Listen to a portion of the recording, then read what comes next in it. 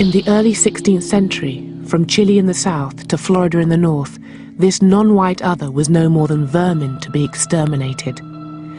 The Dominican monk Bartolomé de las Casas was eyewitness to countless atrocities against the native populations. His account reads like a catalogue of genocide. The mainland in the region known as Florida. The Spaniards murdered many, as is their custom, in order to strike terror into the hearts of these people. They made their lives an utter misery, treating them as so many beasts of burden.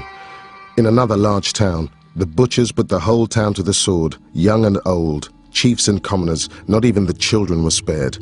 The butcher-in-chief arranged for a large number of natives in the area to have their noses, lips and chins sliced from their faces.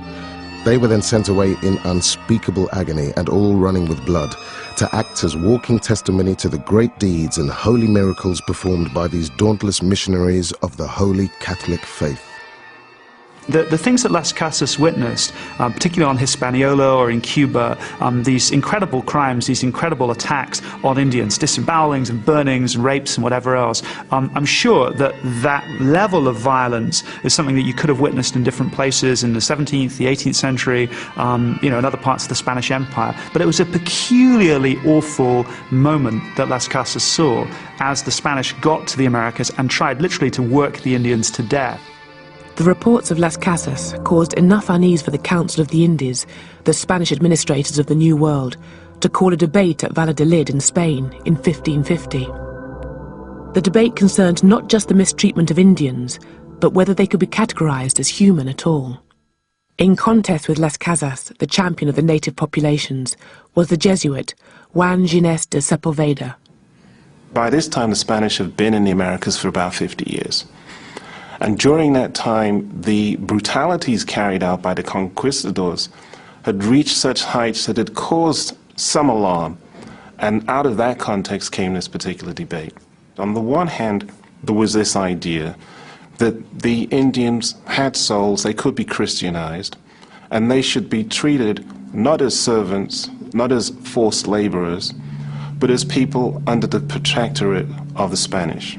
On the other side of the debate was the idea that perhaps these are not people with souls, perhaps these are people who are natural slaves. And in that context, they could be coerced to produce labor. What Las Casas wanted to do was to change the policy of the Spanish crown towards the Indians. So paradoxically, he was able to get slavery of Indians banned. That's something which the Spanish crown bans, outlaws, and by 1542 the laws have been changed to ensure that there can no longer be Indian slaves. But Las Casas also suggests that the labor shortfall in America can be made up with black slaves from Africa, which I think he later regretted, later in life. It's a key moment insofar as the reflection on the system that produces race is there in that debate. The system that produces race, which will produce race over the next 200–300 years, is that colonial system, which takes this diverse range of peoples and defines them as Indian, forces that category on them. And it's in that context that you begin to see two things that go hand in hand with the development of racism.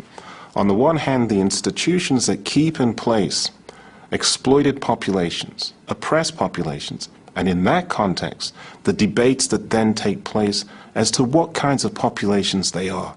These debates begin with lawyers, they move to anthropologists, and then they move on to biologists, always debating within that context of colonialism, which fixes those people as objects of investigation. Thursday, 11th October. Thus far and